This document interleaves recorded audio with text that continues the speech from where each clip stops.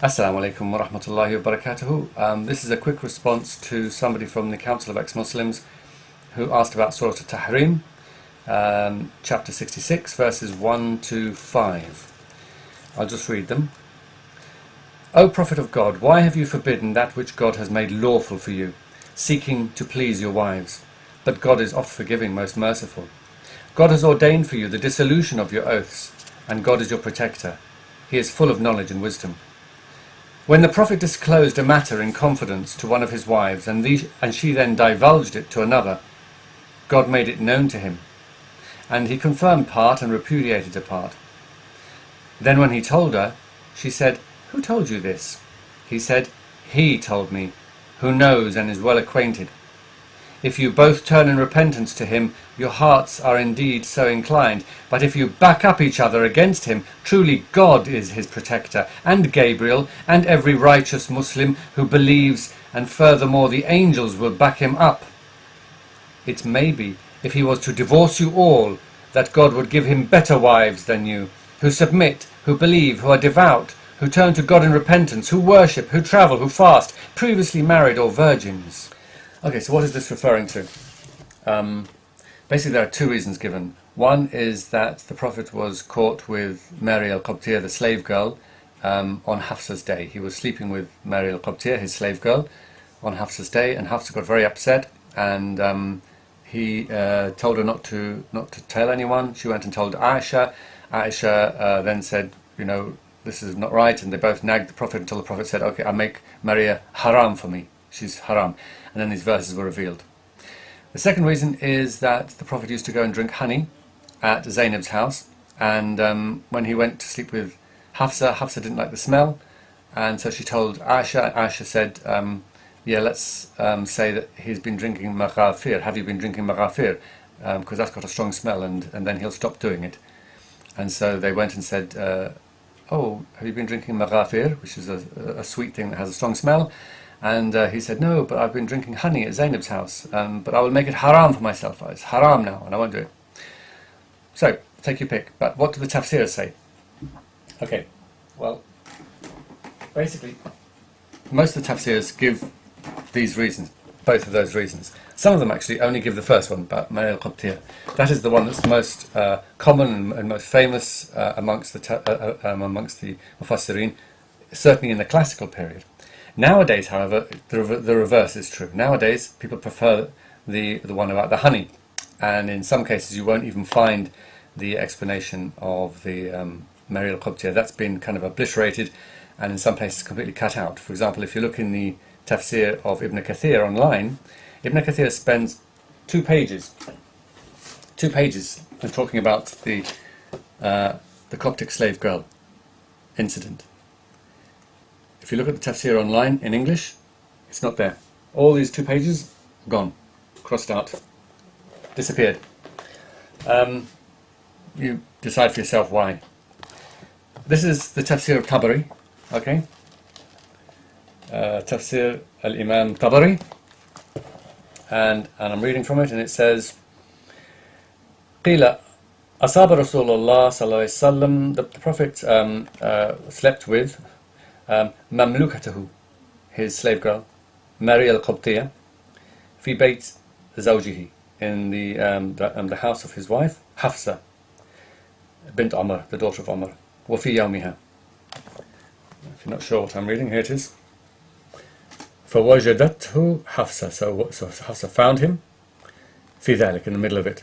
فَغَارَتْ لِذَلك, and became jealous of that. فَقَالَ أَلَا تَرْضِينَ بأن أحرمها? Would you be happy if I made her haram? فلا أقربها, and then don't come near her. فقالت بلى, yes, she said yes. فحرمها على نفسه, so he made her haram for himself. وقال لا تذكري ذلك لأحد, don't tell anyone that. So that's Tafsir Tabari.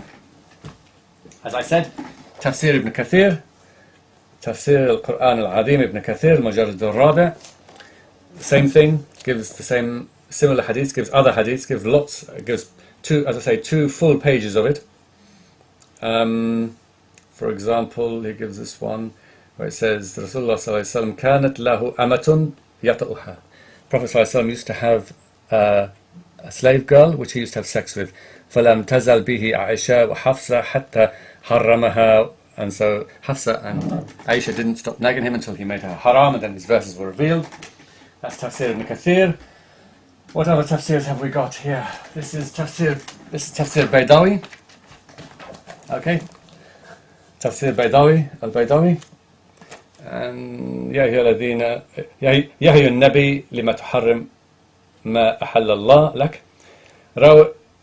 روى أنه عليه السلام خلا بماريا. So it is related that he slept with Maria في يوم عائشة أو حفصة. There are two narrations, whether it is Aisha or Hafsa.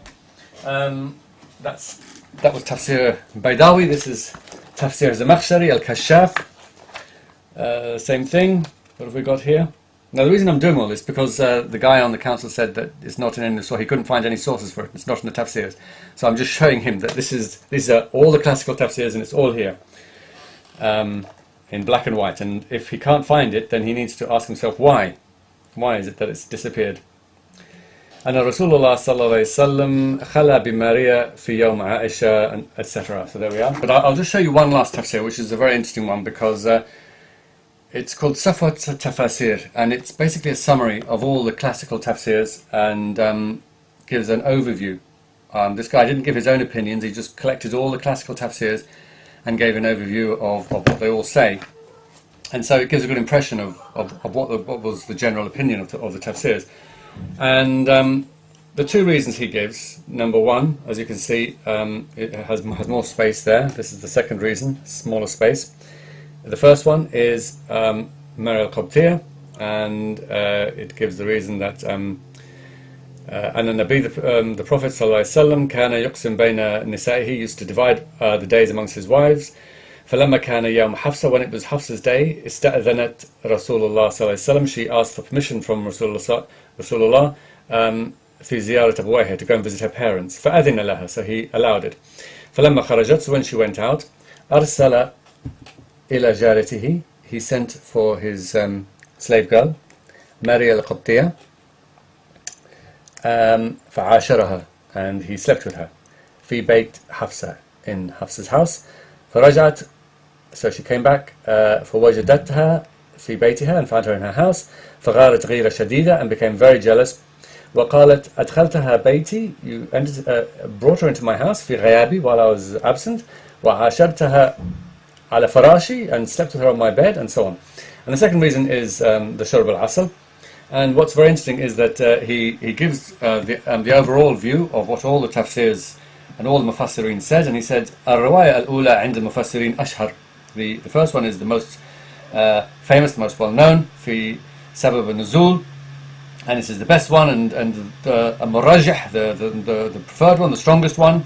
And he says that it is the strongest one for many reasons, and amongst the reasons he gives are that, for example, forbidding a wife, forbidding forbidding a woman upon oneself to please other women is a stronger reason than forbidding honey, and that the wording of the verse with its very severe warnings and strong threats of divorce and changing the women for better women, and that God and the Prophet, God and the angels and the pious Muslims are all on the Prophet's side to help him against these people conspiring against him, and all point to something very, very serious, and that there was some tanafus, some serious jealousy, competition amongst the wives, and some jealousy going on there, and all this makes the first one more likely and the second one very weak.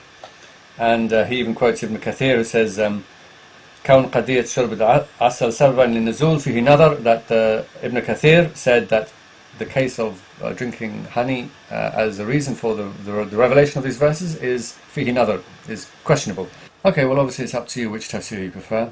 I think it's interesting how many modern Muslims regard the story of Maryam al-Qibtiyya as being weak or fabricated or whatever, and yet obviously the great scholars of the past certainly didn't think so. They thought it was the best explanation. I just wonder whether modern Muslims are being influenced by modern ideas of morality. Okay, take care, bye bye.